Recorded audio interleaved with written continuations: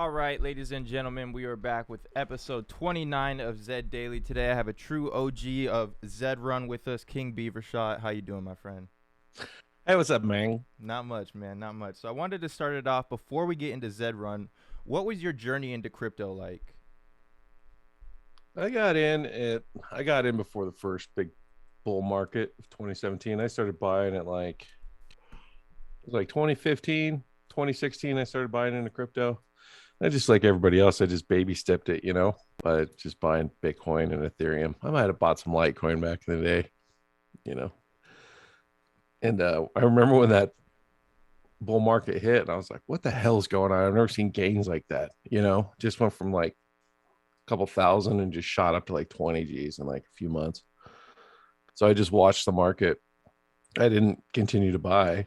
And then as it started to come back down, I was like, you know what? I'll just cash out, sit on my gains. And I did. And then I just watched that bear market continue for felt like forever. And as the dips would come, I'm like, oh, I'll buy some now. I'll buy some now. But I just kept watching Bitcoin. And before that, before its low came in at 3,200 or whatever, I was in a bunch of cryptocurrency groups on Facebook. And Jeff, I can't remember his last name, Kendrickson or whatever his name is. He runs one of the groups on Facebook. He's made lots of money. And he's in lots of projects. And he had this promotion for come up with a horse name and you can win a Z10, Genesis horse. I was like, oh, what's this? I'm like, screw it, I'll give it a shot. I think my horse name I put in there was Crypto Terrier. Nobody I think I was like 50th or something.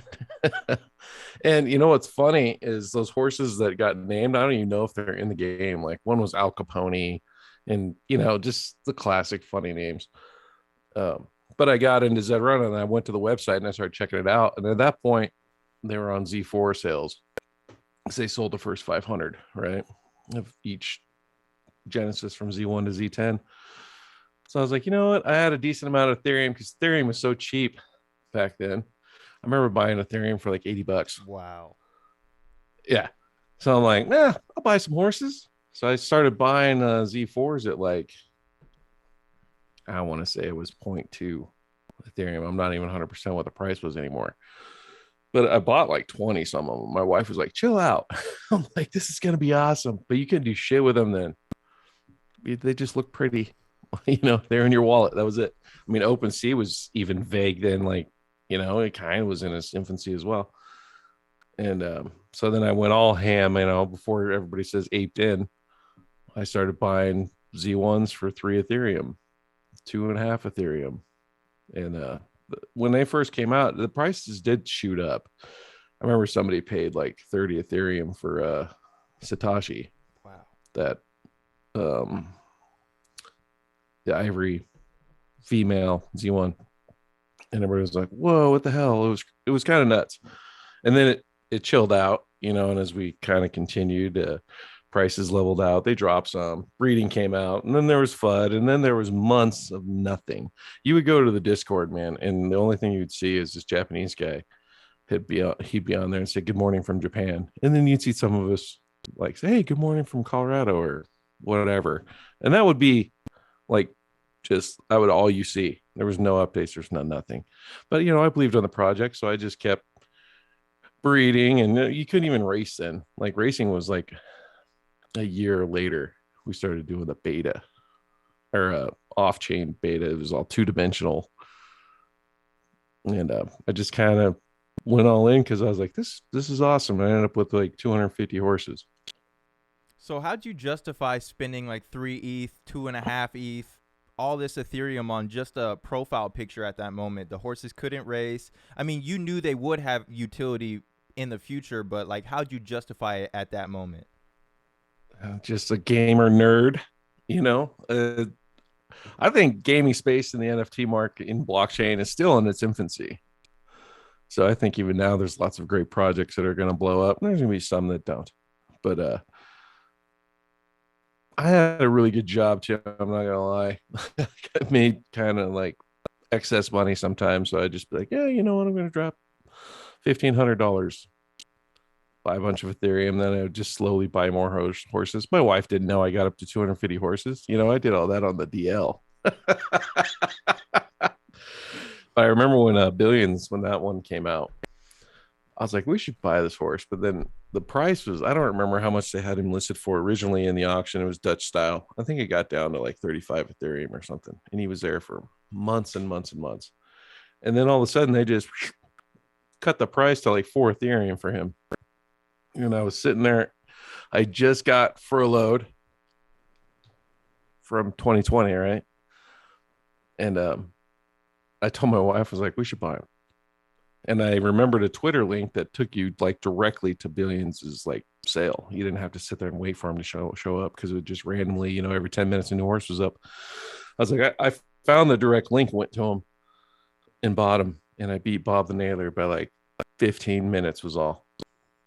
I was like, yes. What was the intrigue behind Billions? Well, just that he was he's the only coat color of Fortune Gold, right? Like, he's the only horse that's one of one. And I'll be honest, when we were doing our early beta, right, like I ran against Billions. Now I was running with Finnies at the time, Z5 and Z6, and Billions would just kick our ass. But he was a Z1, and you know, there's been a handful of algorithm changes since then. But I just remember Billions just beating the shit out of all of us. And there was one horse in particular I always loved. His name was Dubai Dream. He was one of my test horses, and I never found him. I was like, if I ever see that horse, I'm gonna buy him. But I never did find him, because you know they auto generate the names and all that stuff. So how? Go ahead. Well, the deal was with that horse, my wife's like, okay, but I get to decide when he sells. I'm like, fine, it's totally fine. You got to get him.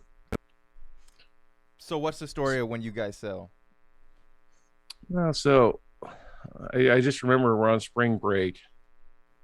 You know, I started back up with work and everything, but spring break happens. I'm in Vegas with my friends and my family or whatever.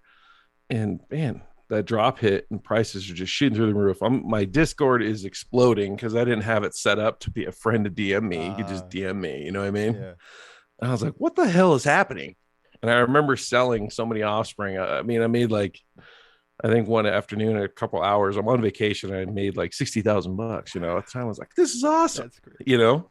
Yeah. Like if I would have held on to it, I would have made way more. But you know, I was one of those guys. There's nothing wrong with taking profits, everybody. Don't get caught up in the greed so much. And someone hit me up with Billions, and this was after we had gotten back. And I was like, man, I don't know. And my wife's like, no. And so we're sitting there, and they kept upping it. And he hit me up with he hit me with like $100,000 at the time. I don't remember how much ETH that was. My wife's like, no, it needs to be 125 or nothing. And so it ended up being like 73.4 ETH. That was back when ETH was like cheap, you know, compared to what now. But I was like, deal. And then I ended up buying a beach condo in Alabama. Nice. Nice. Yeah. That's awesome. Like, well, first, did you tell your real estate agent how you got the funds to buy that house? Or oh yeah, those. What's the story? Yeah. What's the story behind those stories are always funny, because they're always like, I'm like, so what do you do? I'm like, oh, I have a day job, but I'm actually retired now. I'm actually coasting on vacation until I quit my job on January 3rd. But thanks to crypto, NFT space, it's awesome. But when I tell them, like, oh, I sold some digital racehorses, I'm in a digital racehorse game. They're like, what? And I start explaining it to them. And some people get it, and then some people are just blown away. They don't understand, like, how, why? I'm like, because it's a game. You make money. How do you make money? I'm like, well, you race. I was like, you make money breeding. If you have a really good horse, you can make more money breeding because you can charge more. I was like, it's just like racing stuff. I know how to scoop up shit and they don't die, you know? And then it's popular space. I'm kind of a nerd. I enjoy it a lot. That's why there's a few other projects I'm pretty stoked about that I'm into. What other projects are you stoked about right now? Well, the Red Village, obviously. I missed the early drop on the blood portals on that. So I just started buying some so I could at least get some of the drop, right? The champions. But then after that, I knew the prices were going to come down on those portals. So I just started sweeping the floor on all the paper hands because those blood portals, in my opinion, are going to be valuable long run. Another one I'm really stoked about is Wilder World. And that one, I mean, when you talk about metaverse, the platform they're building on is actually called Zero. And it's set up with universes and galaxies and planets. And by the time you break it all down, it can support up to like 67 million different games. Wow.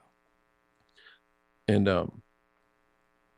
that one is awesome. There's a great article by Hacker Noon about Wilder World and how the different tokens work and how the economics of the games work. And Wilder World is building on that. Wilder World's a bit expensive though. And what I mean by that is like they're NFTs. I mean, if you want a car for Wilder Wheels, I mean, they're the cheapest one's like $1,000, I think. And then there's, you know, different attributes. I mean, they don't even have a gameplay yet. I mean, it's super early on that game and it's expensive. They came out with cribs, right? They came out with 100 cribs. You can't get one less than 50 G's at least. I've seen a couple sell for like 150,000 already.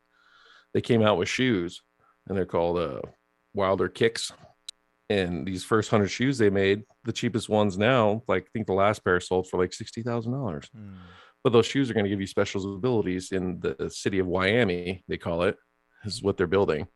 Zed is actually building a building in Wyoming on Wilder World. And there's a Zine video about it. I was watching. I was like, this is awesome. So in that space, you're going to be able to, I think you're going to be able to take your horses in there because the way they're building that system is total cross-platform, right? Kind of like Decentraland and Sandbox. You can take your NFTs to other places, and I'm really stoked about that. I hit a home run with Sandbox. So tell me about your Sandbox story. I bought that shit at 3 cents, man. Sand the token, or did you buy some land for Sand the token? Well? Gotcha. I bought some land too, so I got in on like, I want to say the second land sale, or maybe third. I want to say no, it was the second one. I got, and it was classic shit show. You know, anytime there's a mint. Now the companies are starting to figure it out now. That's but at that time it was like first come first serve, and it was just fucking chaos. And there was thousands of properties. I'm trying to buy an estate, right? I could not buy, so I could not click fast enough. The internet was just fucking horrible. I ended up with one property, random ass property. I'm just click buy. And I got one, and one of my friends got two. And then I happened to be on later, and I was just fucking around, and I had all this sand that I had bought to buy all these because I was trying to buy an estate. Well, now those sell for crap loads of money, like 6 figures. By the time, I was only like $5,000, I think those were selling for. So I bought like $3,500 or $4,000 worth of sand tokens, but sand was only like 3 cents. So I have this mountain of sand. What am I going to do with this? Well, they had a staking platform. You stake those tokens on Uniswap with Ethereum, and you earn sand every month. And man, I was averaging, I think I figured it out. It was like $5 to $8 an hour of sand. So I ended up building that sand pile to about 100,000 sand. And then my buddy hits me up because that's how I am. I'm super long term on projects. Hey man, have you seen sand? It's like at $4. I'm like, are you fucking serious? Yeah. Look, I'm like, holy shit.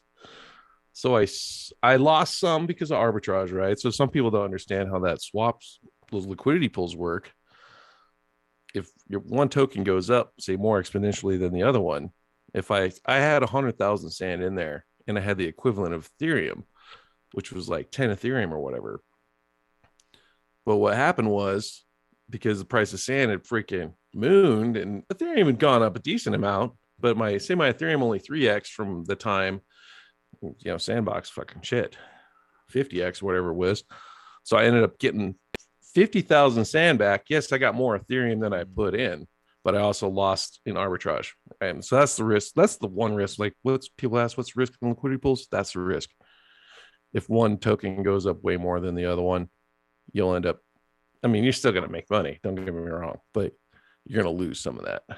But I still made on like a $4,000 investment, I made like $300,000, and I still have a bunch of sand. So I'd only usually what I do is I'll try to sell half my position depending if it moons right, and then if it keeps going up, then maybe I'll sell a little more. It depends on the game too. If I like to invest in projects that I personally want to play. There's other projects out there I just wasn't feeling it because it's not my jam. I love that. It sounds like you've been in here for been in the NFT/crypto space for a while.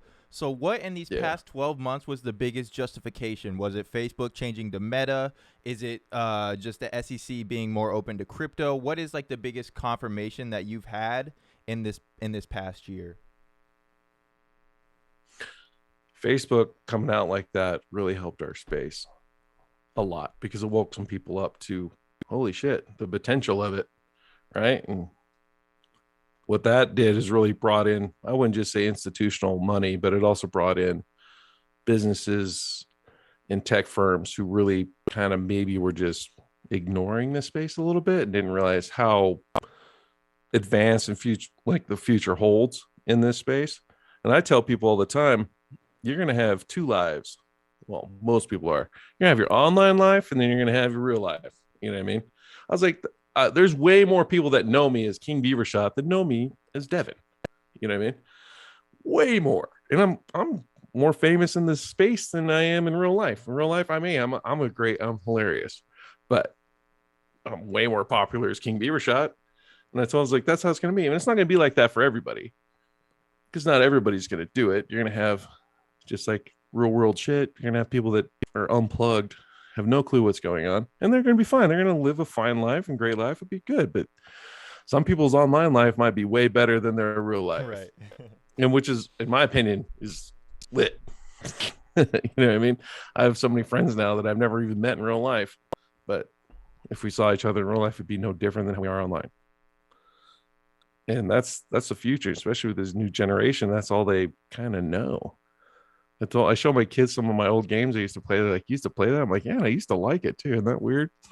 Like now I'm like, nah, I won't take that. But I think that Ready Player One, that movie, now that's, super futuristic and stuff like that. But that kind of life where I was like, those items in his deal, his little DeLorean, that's an NFT. Mm-hmm. That's how I explain it to people. And that's how it's going to be. And it's going to be cross-platform where you can take your stuff anywhere, which I think is sweet. No, I love that as well. And it like I think you said, you can have like two different lives, right? An online life and a real one. Right. And with regulation, when it comes to the government and the SEC and all that stuff, with regulation comes legitimacy. And it'll just help the space. Yes, there'll be hiccups and they'll have to fix some stuff, and there'll be some stuff that's hampering, but in the end, it'll be actually a good thing. And people always get freaked out. I'm like, dude, the US is like one of the largest holders of Bitcoin in the world. Like, they're going to help it a little bit. Banks just don't like it, but fuck them. You know what I mean? Because they feel adapt or die, right? They feel threatened. Yeah. But they'll figure out a way to adapt. That's why I think stable coins are in trouble, because stable coins are the dollars, and they want to figure out a way that they can just use US coin instead of Tether and all that other shit. But we'll see how that goes. I was going to move some money into like, stable coins and then put it on a platform where I could earn, because some of those platforms pay 9-12% on stable coins. But I was like, what if they come out and they freeze that assets and I'm sitting there with money stuck? That would really suck. So I haven't done that yet. Yeah, that wouldn't be fun. No, but there's a lot of cool projects out there. And Wild World and like the Zero deal, like I was gonna say, check out that Hacker Noon post, because that's probably the one most detailed things about what the metaverse is. And when I talk about that, that's like a real metaverse. A lot of these other people, like, they're creating a metaverse, but they're their own little metaverse, they're their own little world, which is fine. And I think you're going to find that, like the way the sandbox is in Decentraland, and they figured out a way to cross platform. But when someone builds a world that everybody can just mitigate their game onto, and you can go to their planet, and Wilder World will have its own planet, right? But say like this other game I'm into called Legends in the Metaverse, they could have a planet too, and their own token and currency. Same thing with Wild, and Wild its own cryptocurrency. But you can travel from Wilder World to Legends in the Metaverse and be able to exchange your tokens back and forth with no problem using the Zero platform. It's actually really cool, and that's very Ready Player One shit. You can go from world to world to world with their tokens and transfer it just like you would if you're flying from the US going to Russia and you need rubles. No, just swap it out. No big deal. Go to Use their Uniswap real currency. quick or something. Yeah, yeah. And I think I really do think people are going to be hosting meetings in the metaverse, and you have your own little avatar. It's going to be crazy. Americans are going to get fatter. That's for sure. That's not going to be good. It's like Wally shit just floating around in a chair. So going back into Zed Run a little bit, in the way I viewed it, you kind of kicked off a bull run with the sale of billions and then the New York Times article that followed it. So what was the story like? Did you ever think that you'd get that amount of news on a digital horse sale? I did. I was part of the reason why someone, like Poseidon and some of the other guys were like, you should hold that sale for $1 million. I'm like, yeah, dude. But I mean, a sale like that is it's self-promoting in a way, and I want people to get into this space because it just legitimizes the platform. And so I kind of expected it to be big news. And I was happy to. I've sold horses to what's his face, the bookie guy, Dan Shan. Huh? Dan Shan. I think so. I actually talked to him on the phone. He had no clue what was going on. I sold him a couple Z1s. I sold him like Adrian, a few others. Alhambrin. Right. Because I knew he had like over 100,000 followers on Twitter alone. And I was like, let's pump, I'll sell them to you. Like, I didn't like sell them for a lot. I mean, I sold them for market at the time, but I probably could have made a lot more money on them. But I was like, if I get this, it's just more people bring in. So I'm okay with doing that. Kind of built the program up. It's so funny to like think of like Jeff, Rob, and Chris and all those guys, and just to see where they built this thing from is quite amazing. And I think Zed Run's got a lot more legs still.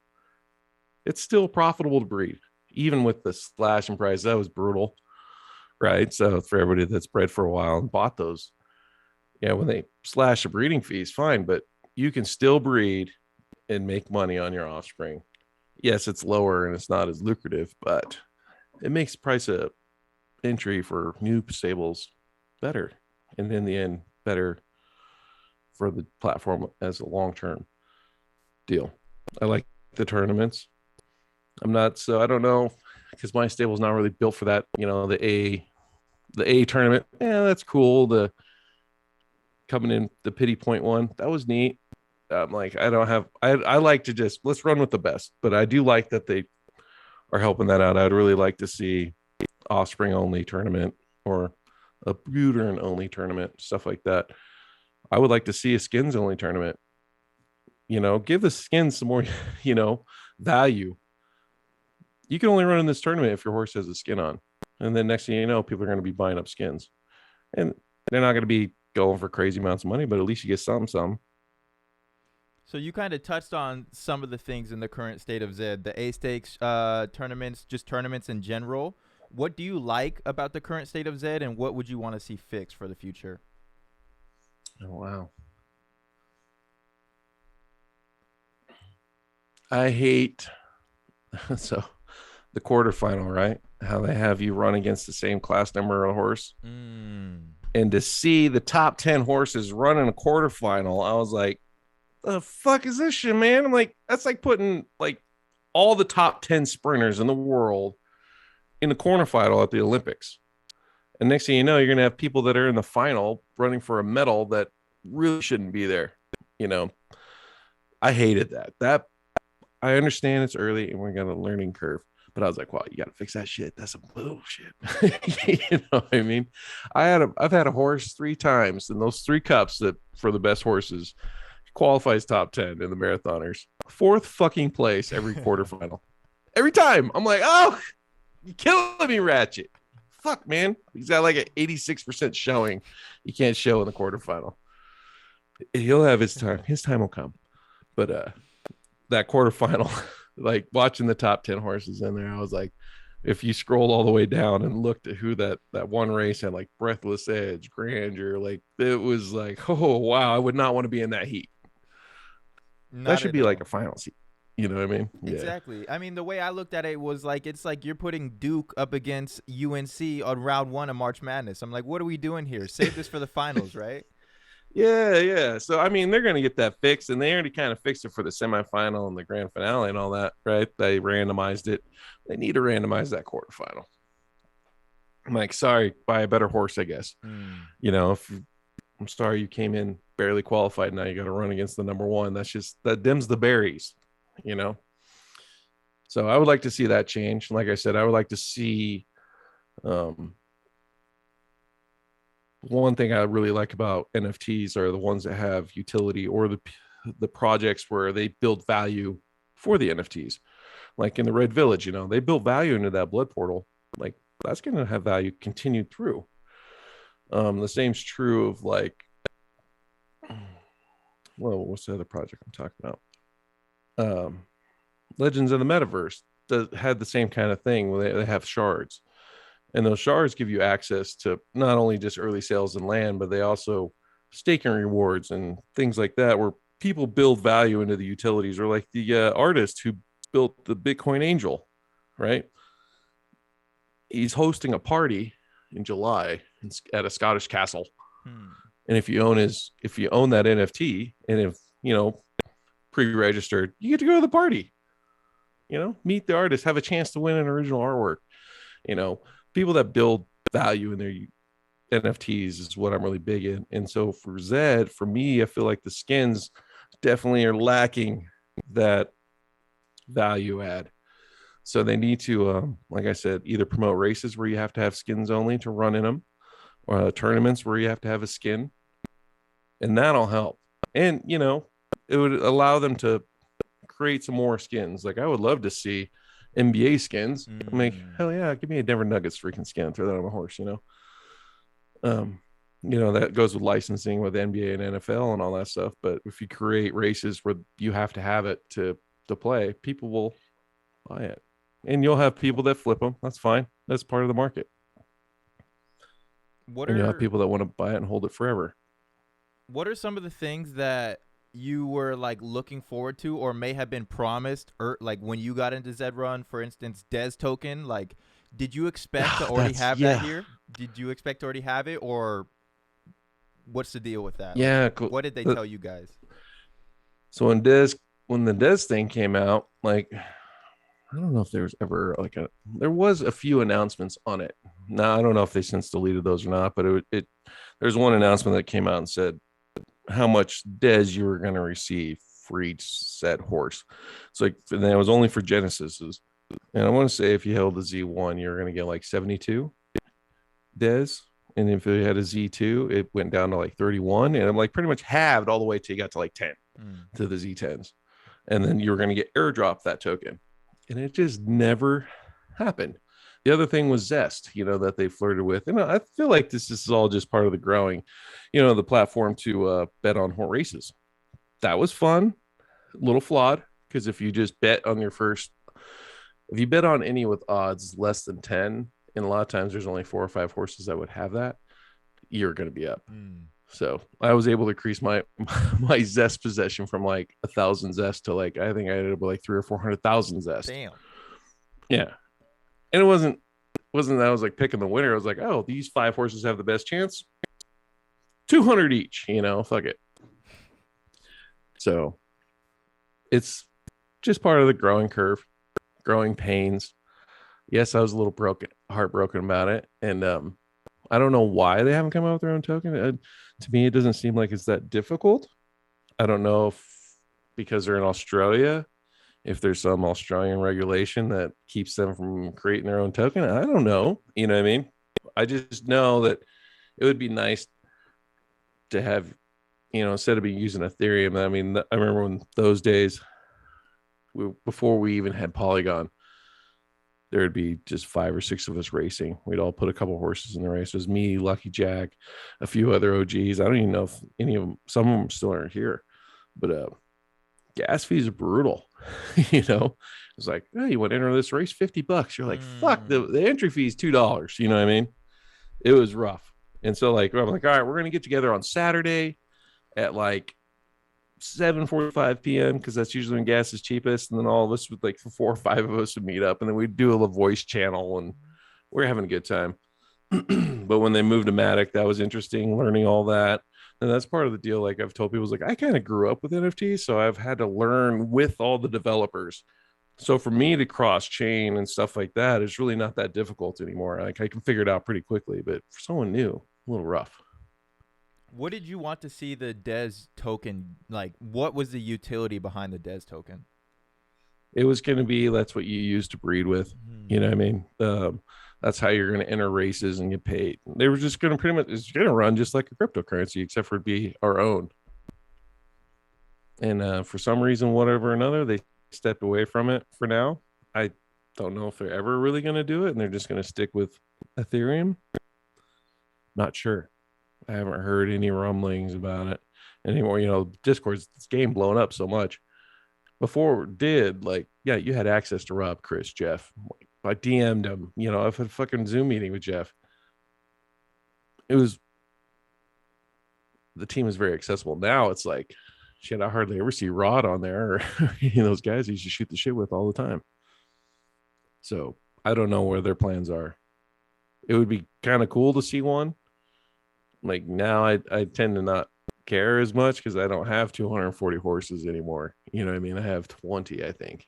But I still plan on playing this game. I'm not going to totally sell out, even though I did just sell blushing to Know Your Horses. Let's talk about it. What's the story behind that? So I heard that horse bred Artois. So why were you comfortable selling that horse, and just what's the story there? Well, Ryan, he was always a huge fan of blushing. And I felt if anybody deserved a great horse like that, it was him. For the platform he built, I mean, gosh, how many people use that? I use it all the time still. You know what I mean? And I do want to step back away because there's so many projects. I'm like, God, all I'm going to do is play games all day. I don't want to get burnt out. And I have a deal coming up to be able to buy into an apartment building. And I had already moved a crap load of ETH out, and I haven't sold or anything. I'm still holding it. I'm just waiting for the finalization of the deal. But there's a few other projects I want to invest in. And for me, I would like to see him go to a great stable. I only have 2 Z1 mares now. I used to have like 4 or 5 because I forgot that I had Norba listed, and I qualified her for the Fabrionka in the tier A, and I had her listed at like, no, fuck, man, I like 12 and a half or 13 Ethereum, I want to say. And I listed her. She made it, right? So I think she ranked like 160th in the marathoners. And I said, item sold. I said, what the hell? I got the email.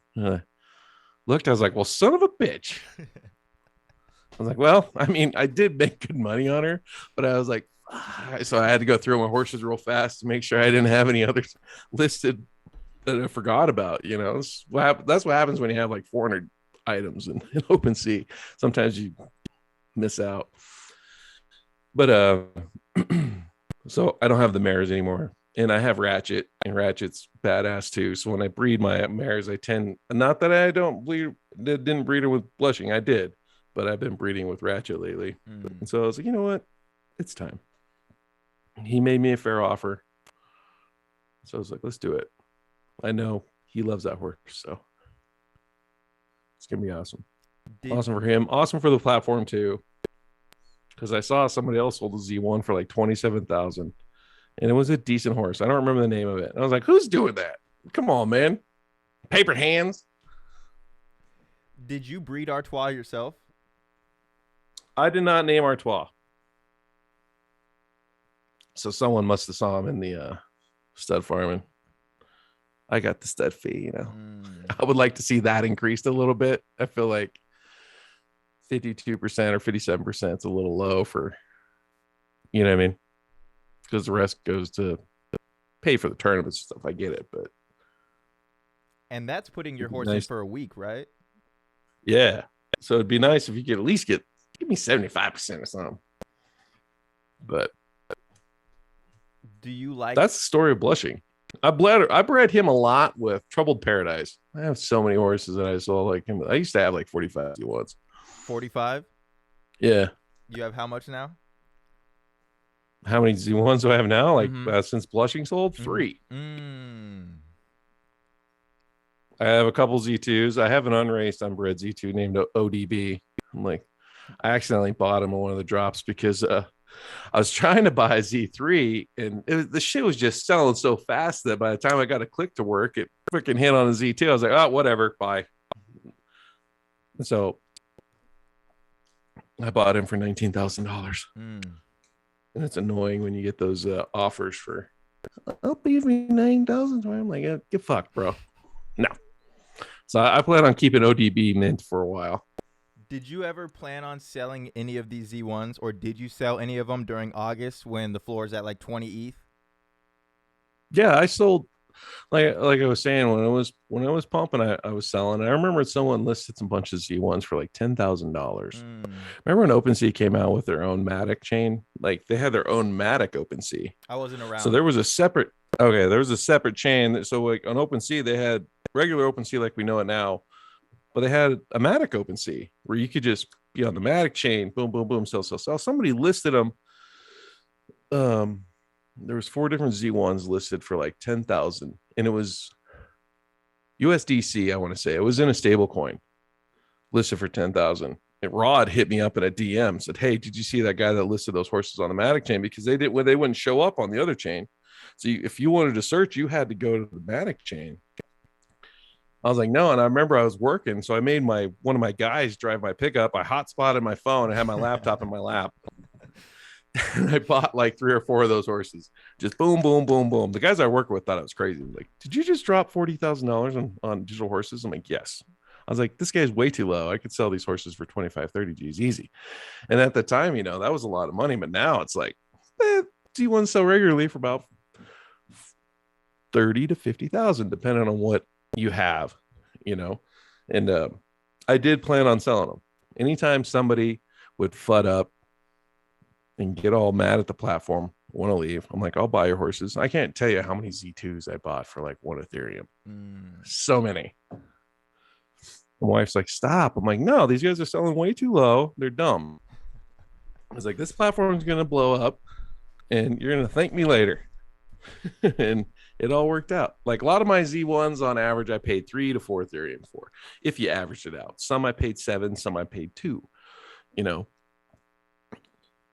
I believed in a long term, but I always did know that, yes, I am going to sell down because it's so hard to manage 200 horses. I don't know how Lucky Jack does it. Has he shrunk his stable down at all? Do you know? I don't know, but I know he's doing a program right now to where if you qualify his horse for him, like if you're a trustworthy person, he'll let you race his horse, and if you qualify it for him, he'll so give trusting. You I could profits. I could fucking do that. Me neither. I do think there's a future in that, like how Axie works, or like how Rev Racing. I'm a big fan of that one. I haven't mentioned that one yet. That's a race car game. That's pretty cool. It's on the Matic chain, so a lot of us, if we're already on Matic, you already have your money over there. You can shoot over to OpenSea, buy a car for like $10 and enter races where they're paying $100,000 in a tournament. If you place in the top, I think I average, when I do race, I average in the top 200 and I average $300 in the tournament. The top prize sometimes 12,000, sometimes it's a couple thousand. It just depends. But they're going to have tiers from Apex all the way down to Common, and then you're going to be able to morph your cars by using another thing they're calling shards and their Rev token, and you can, I wouldn't say mutate your car, but upgrade your car into like a rare version, and they'll have different tournaments throughout. Rev Racing is actually pretty cool. It's an Animoca brand. Is that simulated, or can you player control at all? That's you race it just like you would in Forza. Oh, so you actually control everything? Like, wow. Yeah, like so when it uploads, it's your car. You can do first person view, or you can do like the one where you just hover right above it It's actually a really cool game. And they made it at first when they came out, those racetracks were you could just shoot right through the grass. It didn't like slow you down much. Mm. But now they've added so many penalties to that stuff. Like you barely hit it. It's like, oh, it is driving a mud bog. Fuck, man. You know what I mean? But it's fun. I love those kind of games. So I actually bought the first Apex car for that. I dropped $98,000 on that Damn. car. Yeah. Thanks, Zed Run. You know what I mean? But diversified. But that car is awesome. And the people who built it they're InFast. They're a third party company that partnered up with Animoca, and they built a bunch of Alpine cars, like Alpine racing cars. They built like 4 or 5 of those. They sold those. All those averaged like 60 or 70,000 a piece.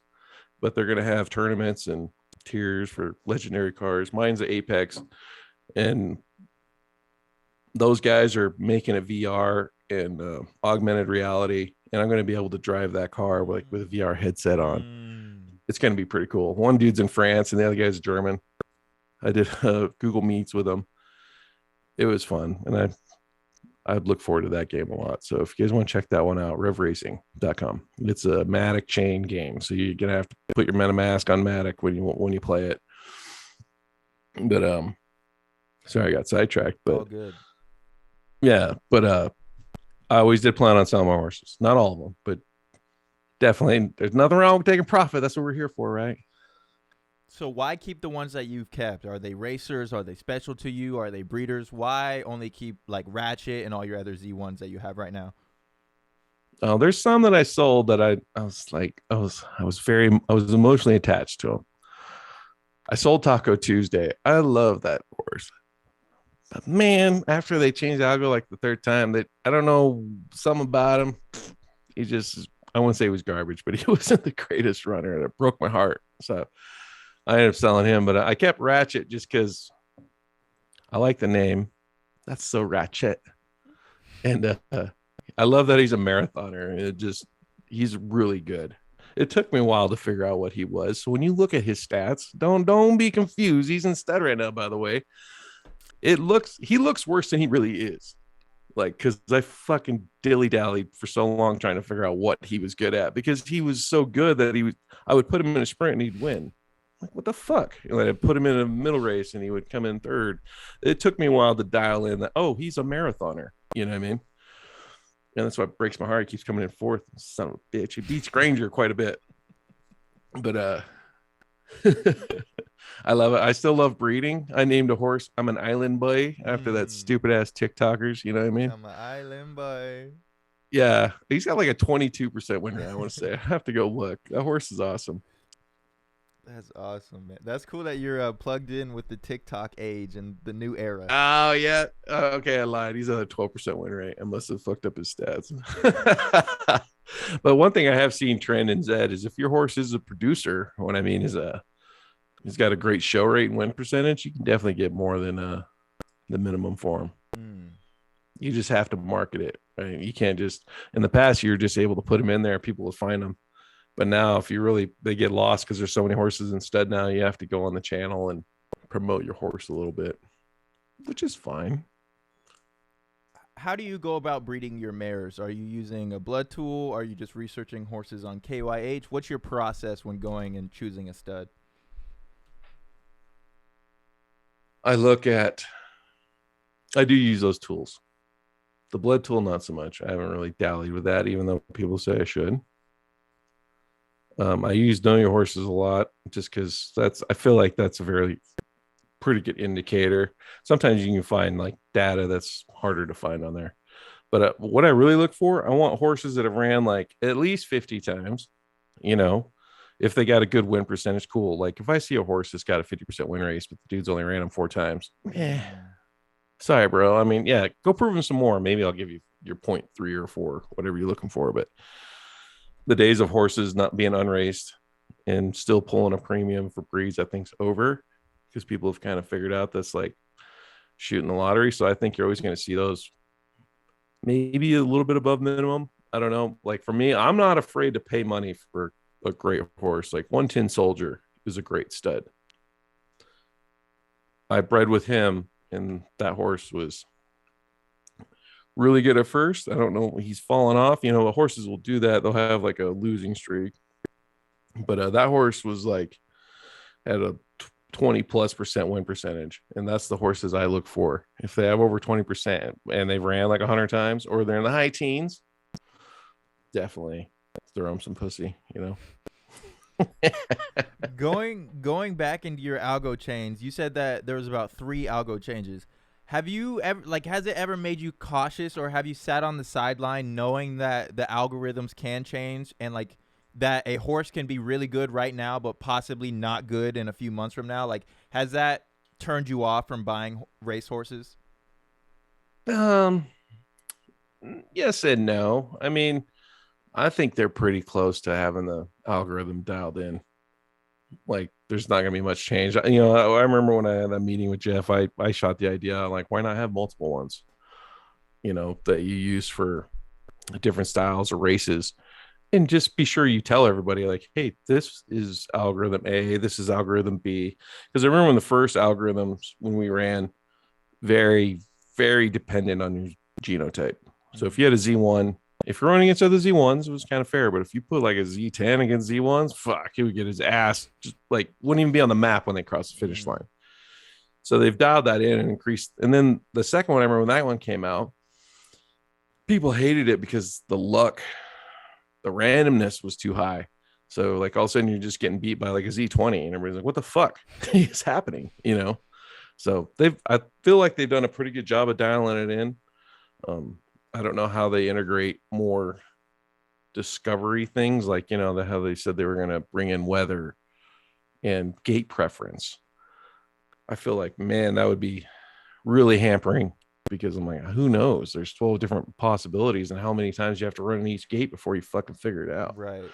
Because you'd have to figure out the distance first. If you figure out the distance, then figuring out the gate wouldn't be too terrible. But if you got a new horse, you don't know shit about him. Like, now I got to try to figure out 2 things, and one could be going against the other, and you don't even know it.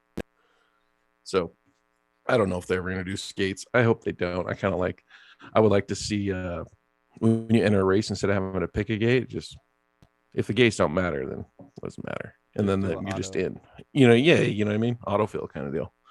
That would help too, because that's annoying when you're clicking through and gates filled. You're like, son of a bitch. Mm-hmm. Refresh, I guess. Oh, and it's gone. Well, that's awesome. Mm-hmm. You know what I mean? So there's little things like that.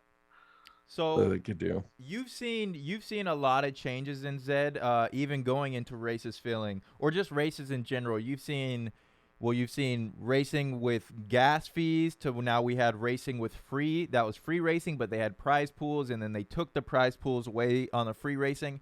How do you feel about the current iteration of free racing right now? I hated it when they first came out with the free race for the tournament, because I felt like that made it really easy for the sandbaggers, right? And it really annoyed me that I would try to get into a free race for a class 1, because, I mean, to my own horn here, but that's pretty much mostly what I have. I have class 1 horses, and those are the only ones I can race, and I can't get in them because they're getting filled up by class 4s and 5s. So just automatically, like, fuck. I hated that. I felt like, I still feel that way a little bit, that you shouldn't be able to race up. Maybe if you want to race up, you can race up 1 class. I don't think you can. I'd be okay with that. Yeah, I don't think you can either, but there for a while you could. Mm-hmm. The way the currently set up, I don't mind it so much. I like it for qualifying for tournaments, and I do like that they've had a tournament like pretty much ready every week. It's been kind of nice, but it would be cool if they had a few. I mean, I feel like races are so cheap. I mean, you can't pay a couple bucks, man. You know what I mean? The chance to win $20. I mean, that's not really, when I race, I like to race for hundreds at least. You know, I'll put in $10, makes your prize pool 150. That's not really that much money, in my opinion. But man, sometimes those races take forever to fill. I don't understand them. Especially class 1, right? Right. Yeah. Like, I remember $100 entry to race for $1,000. It did fill up, but it took a couple days, and then you're afraid to put in, because next thing you know, someone's going to put a monster in on your ass. Mm-hmm. You know what I mean? So I get that, but $5 races, $10 races, I think those are good prices. The $2 races are cool, but I mean, let's be honest, you're not getting rich. You know what I'm saying? I don't know why people even bother. The only reason I'll run those is if there's no free races available when I'm trying to qualify a horse for the tournament. It's quick and easy. Yeah. It's like, it's $2. If I lose, big deal. You know, I don't tend to look at the flame rate too often. You know, they said they're going to bring odds back, which I thought was interesting. Let's instead go of into the flame that. rate. Let's go into that. What is the pros and cons of odds era? What's the pros and cons of flames era? And what do you want to see as the next iteration? Well, the pros and cons of the odds was it was pretty obvious. Like people could discover pretty quickly whether a horse was worth crap or not, you know, which was kind of nice. But also I felt like it was there for a while. Like you'd see those ones in the single digits and you're just like, crap. Why? Or you get a horse. I had a horse sometimes whose odds would fluctuate greatly. And it was a little bit harder to dial in because it was like he'd be in the mid 20s and he'd win. And then when he had odds of 7, he'd lose. And I was like, what the fuck is happening? You know, I'm like, I don't get that. That was like one frustrating part. But yes, it was pretty good, but it was also really accurate. Like I was saying with that zest, if you just went with the single digit guys or 10 or less, like you usually ended up winning and you won enough to cover all your other bets. So they definitely needed to like filter it a little bit better to like where it's definitely more difficult to pick unless it was really obvious. You put a donkey in with a bunch of studs. The flame rate, I feel like it's based off of whether your horse is going to place or not. And in my opinion, it should be whether your horse comes in first and not whether it comes in second or first. So the flame rate should go to the top 3 horses that are predicted to win it, not just place. And I think that would help a lot because Ratchet, his flame rate is ridiculous. I want to say it's in the upper 80s. He gets flames all the time. He doesn't win all the time. He places a lot, but I would like to see it first or nothing with the flame rate. Right. I think that would be good because I've had so many horses that have flames and then they don't place. And I'm like, I'm confused. Like, and it'll happen quite a bit. And then when you scroll through the results page, a lot of times, I mean, sometimes all the flame rates don't place and sometimes it's only one. Sometimes it's all 3. It's very inconsistent, I feel like.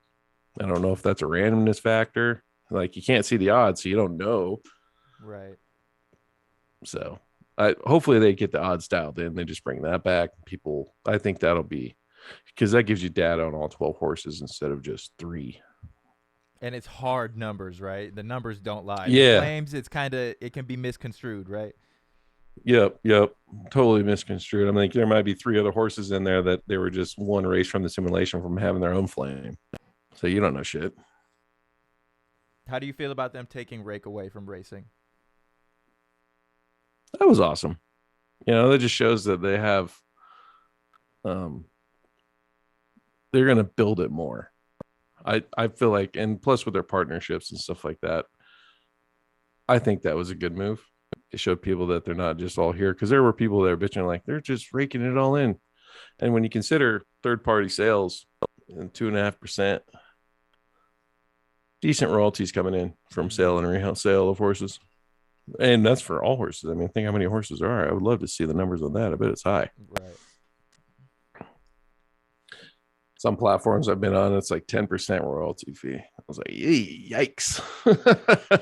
You know, got to figure that in when you go to sell. They're just printing every month too.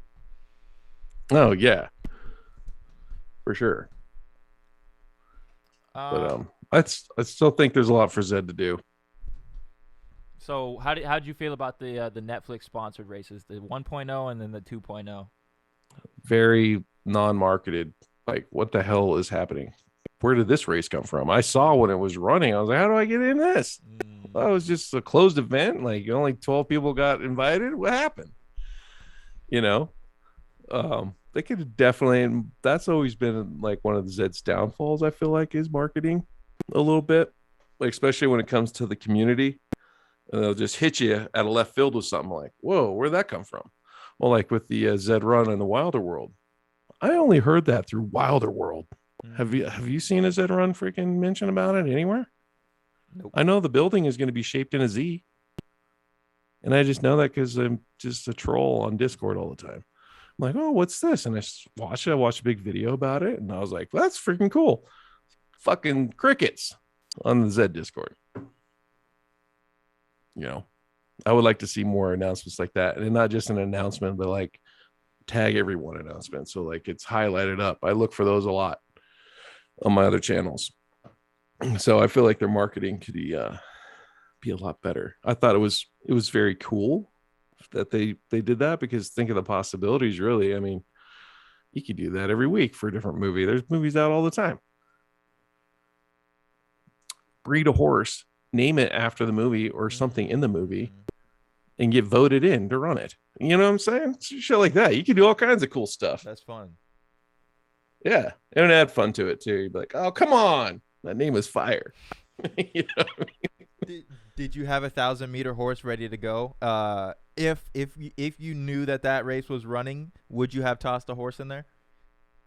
Yeah, I would have thrown Blushing in there for sure, because he is a sprinter. Ryan, know your horses. He's a sprinter. I'm sure you know that already, though. Yeah, I have a few sprinters. Island Boy's a sprinter. Like, I have more sprinters than I do marathoners. I feel like that mid-range game is freaking hard to nail down. I have a few horses that I thought were good, and then they're average in the mid distance.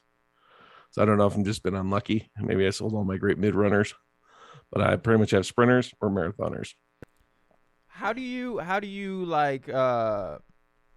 quantify base ability, distance preference, or variance on a horse? Because the way I look at it is like those 1,600-meter horses are like the strong base ability ones, but once you go out to like the spectrums, it's maybe distance preference or variance. Like, how do you look at that? I look at, from what I've learned from all the running, you can generally move up or down 200 meters from your preferred distance without there being much change to your times. Once you start getting like 400 or more, you'll definitely see a drop in performance. One of my favorite tools to use is on Know Your Horses. And if you go to the races by time, it's all charted out, and it averages out all your races you've ever ran and shows you where you compete against. Now, this is against the broad field, though, not just Z1s, but like all horses. And man, some of my horses, it's obvious, like, wow, he's definitely a sprinter, because his average time is a second or two faster than average. So for me, that's helped a bunch. But the variance, that one, I don't know how to like quantify that data, because it's like, how is it 5 seconds different? You know, if gates don't matter, then okay, it's not that. I know this is his preferred distance. Maybe this horse just he's great sometimes and sometimes he's not. Like GreenEyed Larry's that way. He either fucking wins or he comes in last. Brutal. So painful to watch. I think Zook asked if he could get a breed. He said, please ask him how much for a breed off GreenEyed Larry. Oh, wow. I had him in there for the minimum last time, bro. He did sell out too.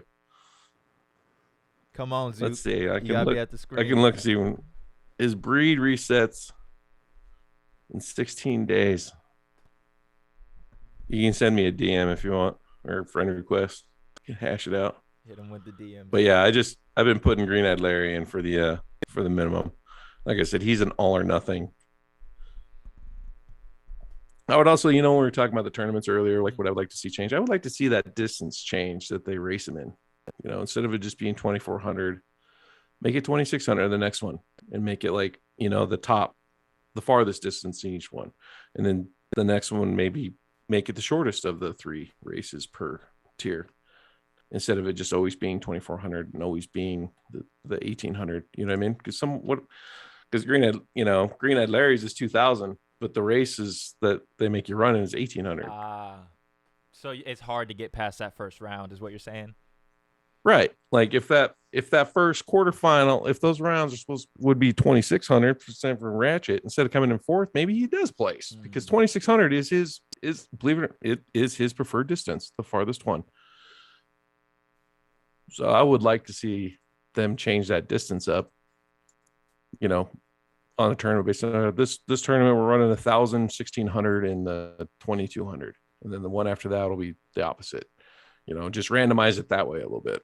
I love that. It'd be interesting to see. It shakes it up, right? I mean, if you Yeah. like last time you didn't have a chance at 1,800, it'd be nice to at least see, or to know that you have a chance at a different distance if you qualify next time, right? Yeah. I really like the grand finale, like how they run two of each. I think that's cool. Maybe increase the tournament length a little bit and have each tier do that a little bit too themselves. Marathoners, the top 12 have to run all 6 different races from sprinter, mid, and then those top 3 horses get to go to the grand finale instead of just automatic top 3. Stuff like that, shake it up a little. And then just don't put all the beasts against each other on the first round, right? I mean, like, come on, let's make that's my biggest my biggest peeve. I'm like, oh, you fucking kidding me? And they did it across all of them. It just sucks. So I was like, well, if you keep a horse mint and if they don't ever change it, like ODB, if I started running him, he would start off as a class 3 after in his Griffin. He might be class 1 by the time that I qualified him for the races, but maybe not. Maybe he'd still be class 2. And then I whoop everybody because I still have I have a Z2 Genesis with less than 20 races. You know what I mean? Now, when we get into these Z2s and these Z1s, like let's say a year from now, do you think the unraced, still in the box has more value than just a floor Z1? Or what do you think the value on the unraced, unnamed, or not unnamed, but just unraced Z1s will be? I think they should be more of a premium. Personally, I don't have an unraced, unbred Z1. But if I did, it would definitely be more than floor. Just because I'm like, dude, he has no offspring out there. I know, he doesn't have the data, but that's also what makes him mint. He's yours, and he'll be yours to control, and you get to decide. So when it comes to ODB, like I said, there's an advantage there when you get to enter a tournament. Say they come out with another best horse tournament. I'm like, yeah, you're gonna have a fresh horse, which experience doesn't count. So it's just all based off time. If you had the keys to Zed Run, you could change one thing. You could bring back odds, take away flames, take away fatigue, enter as many races as you want in a day. What's one thing you would change and why?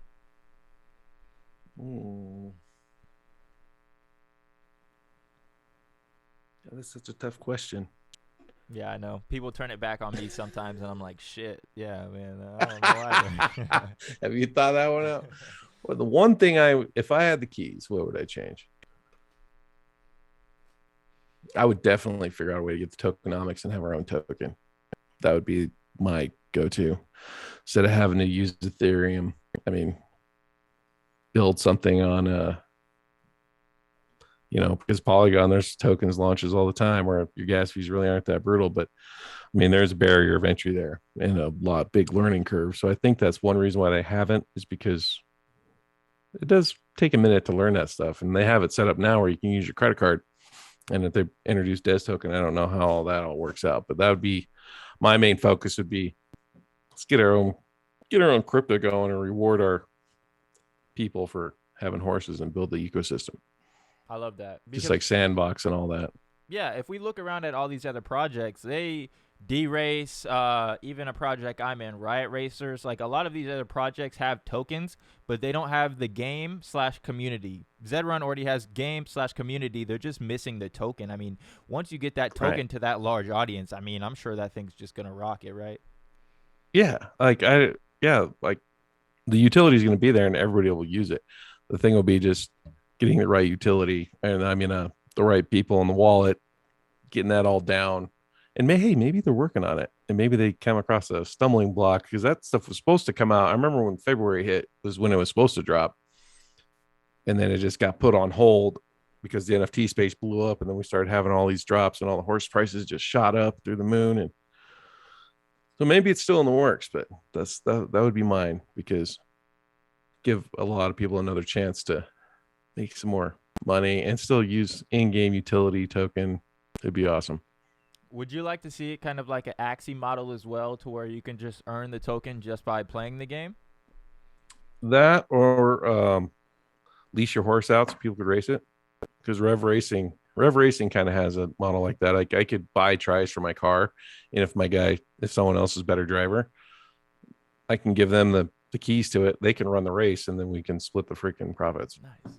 Be awesome. Cool. That would be awesome in Zed as well. Like, oh, you want to rent, Ratchet for 2 weeks? See what you can do with him? Go for it, because odds are you're going to be okay. He's pretty decent, because I don't have the time to just sit there all day and just enter races. And if I could lease them out for a couple weeks, that'd be sweet. So how do you feel when it's around tournament time and you got to race all these horses, up to 25 races, free races? Yeah, I like that they dropped it to 25, because I felt 30 was a little rough. I would like to see 20 races. I think that's about as low as you could probably go, though, to have a fair entry point. It's a little taxing at times, but it's not too bad, because you can race about 8 times for at least my horses on average, my Z1s and 2s and 3s and all those, usually about 8 times before you hit that fatigue mark where they really suck. So that's not too hard to really hit it, especially with the free races. And now if we didn't have free races, it'd be interesting to see the slowdown. Yeah, me as well. It's not that bad.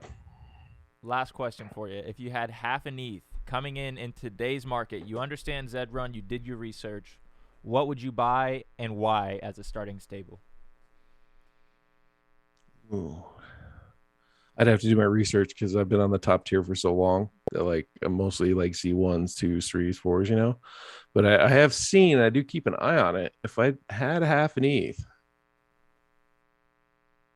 I'd probably try to get a Finny Genesis if I could, and then breed it with Nox. It would be probably what I would do, because if you spend all your money just to buy a Z4 with half an ETH, you're going to get a donkey Z4. You know what I mean? Because the good ones are selling for 1.5 or something like that. So you're definitely going to have to get a Finny. But, back when we were just doing early beta testing, those Finnies, even when the algo was very lenient, leaned way more towards genotype, those Z5s and 6s were pretty damn good. So I wouldn't be afraid to buy my money there. I wouldn't be afraid of offspring either. And I'm kind of a Nakamoto snob. So if you could find a good offspring, might be worth taking a look at too. Because you can get those for, I think I sold some Z2s. The filly for like 3.5, 4, or 0.4, 0.35. So you could still buy a Z2 legendary and still have ETH left over. But that's just what I would do. I would try to find myself a Z5, 6 Genesis Finny that hasn't been raced. I don't know how many there are. I haven't really done any research on it. You're rolling the dice a little bit, but it would be fun. That's what Arbitrage said as well. He came on. He said buy the Z5 Finny Genesis. When I came into Zed Run, I did the Z2 Lotto scratch ticket, and this in August when they're at 1.1 to 1.6 floor. But it worked out for me. But yeah, I think the smart way to go about it is probably to cop that Genesis, and just, even if it's not good, you still have something to sit on, right? That can't be remade again. Right. Well, and definitely, I would definitely lean mare side. That way you could at least breed with it and try to get an offspring from a dad. Because I've noticed sometimes your mare might not be the greatest horse, but you breed it with a winning stud, you can get some dubs for sure. And yeah, you have the Genesis, which not that many people have, and you could sell the offspring. Like I said, I'm getting like 3x on breeding right now. Now I don't have that many, but that's not bad. You don't turn your nose at 200%, 300%. You know what I mean? No. I mean, in traditional markets, that's a lot of money. I mean, anywhere that's a lot of money. 10% is good. You know what I mean? Right. Yeah. Like, so you still got money potential, peeps. Don't get all frustrated. Last question for you: has either this game or this whole NFT sector changed your life? And how? Oh yeah. it's totally changed my life. I always had like kind of a, I've always worked hard at working on my mentality, right? Like wealth, stuff like that. Cryptocurrency forces you to learn like what the dollar is and how currencies work. And it's definitely helped me. And just being a nerd is like the NFT space has made me a multimillionaire. It's awesome. Like I'm quitting my job. The only reason I was still working is because my wife's a pain in my ass. She's like, you need health insurance. I'm like, it's fucking like $1,200 a month. It's fine. Like, make that in breed fees. You know, goddamn woman. That's gas fees But right there. yeah. So it's awesome, and I still think we got a long ways to go. I mean, this is just the tip of the iceberg. Zed's leading the way, in my opinion, in games. Axie Infinity, Sandboxes. You know, there's plenty of room for all these games to grow up together. That's why I'm a big fan of the Red Village. I think they're going to be awesome. They got Zed Run guys in their corner to help them too. They're going to have their own token. That's why having a blood portal is important, because you're going to get airdrops some. I don't know if they're going to call it blood token or not, but you know, they're going to, all these gaming tokens are going to come out. And as if the game's successful, you're going to be good. Like Sandbox, I could not believe. God, what a home run. Yes. Do It's you going to be great expect? space. Do you expect any of this going into these projects, or is it just a nice surprise when you go and look at Sandbox and it's up as big as it is? Like Sandbox was speculative play. That's really not my style. Like I'm not a voxel kind of Minecrafty guy, but I saw the potential and saw their partnerships, and I was like, you know what, I'll check it out. And I'll probably eventually sell my land and just totally move off as Sandbox, but not for now. I won't, because it's interesting and I like to be plugged in, and that's how I've discovered other games, is just by being in other games. And people were like, hey, that's how I found Wilder World. Someone's like, hey, have you heard of Wilder World? Check them out. I'm like, wow, that's actually really cool. But they're like super early too. So the key will be identifying those projects that are going to grow and not fudding out of them like so many people did in Zed. There's some guys that are eating humble pie right now for sure. Ambrose is one of them. He made decent money when he sold out of his horses, but yeah, he could have made a lot more. The guy, he even made his own website for Zed Run. He was one of the first ones. I mean, it's not even up no more, but it was awesome. So don't lose the faith, and don't, definitely, this would be my number one piece of advice, is don't emotionally trade. If you find yourself getting mad or upset about something, don't make a drastic decision and say, oh, I'm selling my whole stable. No, but just calm down, take a step back. It's going to be fine. You'll be fine. You breed a horse that sucks, it's going to be fine. They're going to introduce a burn feature. Now, is that burn feature going to get you something? Probably, the chance to, like, I like Lucky's thing for a burn race. I thought that was genius. Winner gets a special prize, glue tokens, whatever. I stuff like that's coming down the line. So unless you have a donkey, don't panic. They had one time we did a trailblazer race. If you came in last, you won $100. So I bred 268. I'll tell you what, that took a minute to breed a horse all the way down to 268. And that was funny because one guy, there's a 268 Nakamoto out there. Damn. I was like, dude, he had to breed with Knox the whole time. How much did he pay to get a Z 268 in breed fees and transaction fees, the whole shebang? You know what I mean? Yeah. I mean, it's cool, but I was like, I would never do that. Mine was a Buterin for show, but don't lose the faith. And this sector is going to make more millionaires for sure. I love that. Just keep your nose to the grindstone. Don't panic sell. Anytime I get emotional about something, I definitely got to pull back, because trust me, there's been times I'm like, what the fuck is happening? God damn it, Zed, you son of a bitch. And I get all mad, and it's like, they piss you off regularly. I'm like, yeah, but you know what? They always come around, right, and they make the good decision. Right. They listen to the community. I do like that. And sometimes they listen to the community too much, but I do enjoy the space a lot. Very easy to get frustrated when, well, especially like with how fast stuff moves in this space, and when you see everybody doing something, Bored Apes are dropping the serums, they're dropping this, they're doing that, and everybody's like, man, what? I need to still justify holding on to this horse, and I see pudgy penguins, I see this, I see that, I see this, I see that, and then someone's like, fuck it, I'm gonna go sell for this, but long term probably. I missed out. I missed out on the apes. Ooh. I remember when those were coming out, everybody's like, you should get some apes. I'm like, And you don't do anything. It's just a picture. And then I remember when the craze was hitting, everybody's like, "Hey, you trade apes for horses?" I'm all, no. Give me my ETH. You know what I mean? Now I'm like, fuck, I could have like 20 fucking apes probably. And then I just saw a thing today, Animoca Brands just partnering with Bored Yacht Ape Club. They're gonna make a game for him. Wow. I was like, fuck. I had a guy want me to give him blushing and like 30 ETH for one of those. Oy. And I was like, that's a lot, man. I'm not that the ape's not worth it, but I'm okay. It's a hard I'm never sell. gonna hang out with Posty. When you go to guaranteed this horse I can enter it into $100 buy-in right now, win $750. This profile picture, I can look at it, I can list it on OpenSea, and I can go on their Discord. It's like, which one do I want, right? Yeah, I'm very happy for those guys. Don't get me wrong. Likewise, like, that is awesome that it blew up like it did, and then you got the people with clout that are in there, Jimmy Fallon, Post Malone. I mean, that stuff's awesome. Steph Curry, that's cool. It's just not for me. So, but if you're into that kind of stuff, I'm not hating on you. Good luck. Like, I've seen lots. Likewise. And I think that Lucky Jack's glue race, I think everybody's going to love that race until someone accidentally tosses in a horse like Ratchet into that shit. And they're going to be pissed.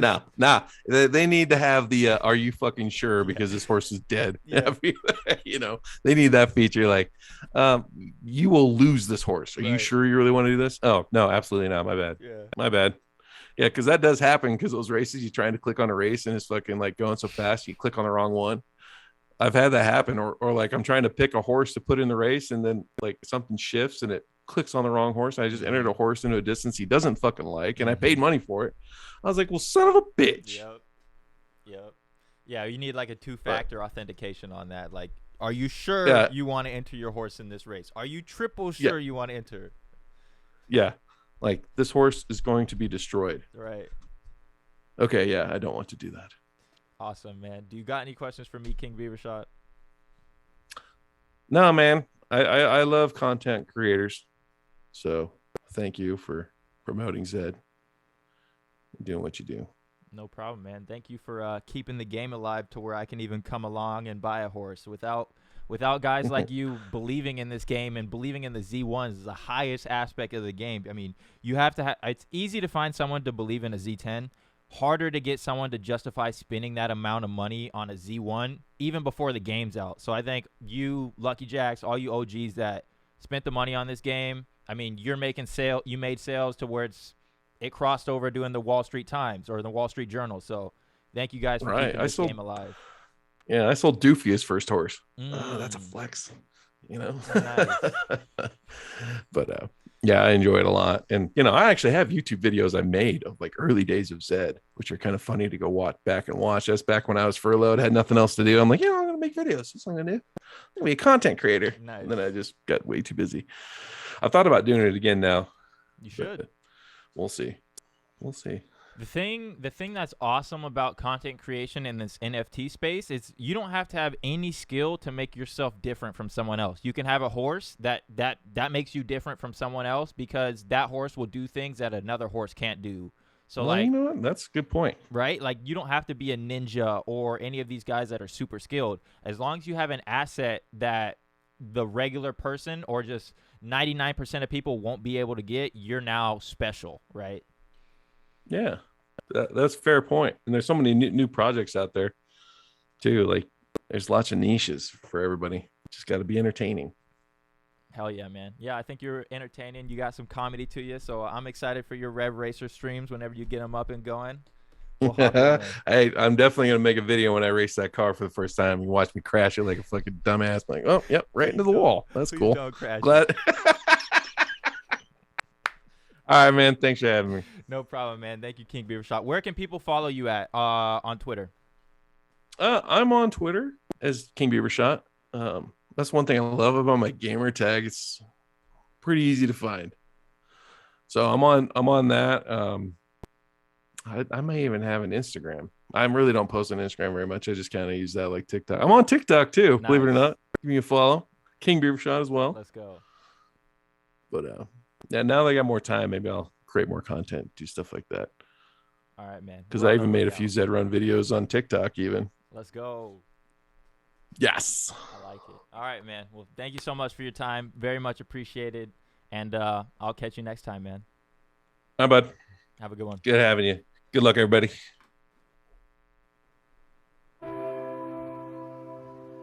Hi, buddy. I'm outie.